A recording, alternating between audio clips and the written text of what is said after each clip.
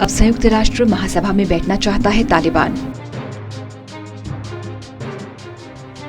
प्रवक्ता सुहेल शाहीन को यूएन के लिए बनाया राजदूत। अफगानिस्तान पर कब्जे के लगभग 1.5 महीने गुजरने को हैं, लेकिन पाकिस्तान और चीन की कोशिशों के बावजूद तालिबान को अभी तक किसी भी देश ने आधिकारिक तौर पर मान्यता नहीं दी। अब तालिबान ने कहा कि न्यूयॉर्क में होने जा रही संयुक्त राष्ट्र महासभा में शामिल होकर दुनिया के नेताओं को संबोधित करने दिया जाए।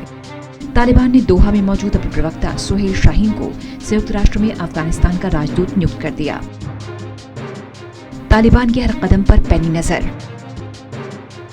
इस समय तालिबान का एक वैश्विक मंच की तलाश है। तालिबानी शासकों ने ये पहले भी कहा था कि वो वैश्विक नेताओं को संबोधित करना चाहते हैं। संयुक्त राष्ट्र के सामने अब बड़ा सवाल ये है कि क्या तालिबान को अपनी बात रखने के लिए वैश्विक स्तर पर मंच दिया जाना चाहिए? अगर हाँ, तो तालिबान को किस हद तक अभिव्यक्ति की आजादी मिलनी चाहिए?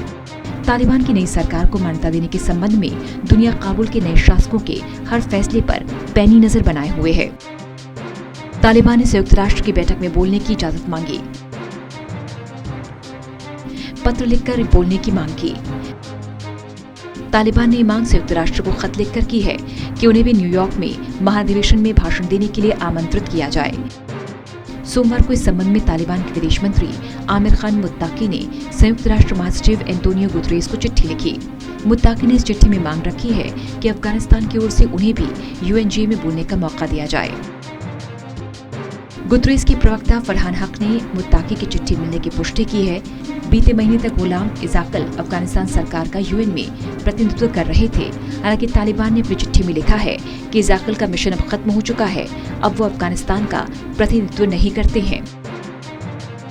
हक ने बताया कि संयुक्त राष्ट्र में सीट पाने के लिए तालिबान की चिट्ठी को 9 सदस्यीय क्रेडेंशियल्स कमेटी के पास भेजा जाएगा। इस कमेटी में अमेरिका, चीन, रूस भी सदस्य हैं। इसके अलावा इस कमेटी में Bahamas, Bhutan, Chile, Namibia, Sierra Leone और स्वीडन शामिल हैं। हालांकि अगले सोमवार से पहले इस कमेटी की बैठक असंभव है। ऐसे में तालिबान विदेश मंत्री की संयुक्त राष्ट्र आम सभा में संबोधन की संभावना न के बराबर है। अगर संयुक्त राष्ट्र तालिबान के राजदूत को मान्यता दे देता है तो इस्लामिक कट्टरपंथी समूह को अंतर्राष्ट्रीय मान्यता देने से ये बहुत बड़ा कदम होगा। अंतर्राष्ट्रीय मान्यता पाकर अफगानिस्तान में आर्थिक मदद के दरवाजे खुल सकते हैं। इससे पहले गुतरेस ने कहा था कि अंतर्राष्ट्रीय मान्यता ही एकमात्र ऐसा जरिया है जिसके जरिए दूसरे देश तालिबान पर समावेशी सरकार और मानव अधिकारों, खासकर महिलाओं के अधिकारों का सम्मान करने का दबाव बना सकता है।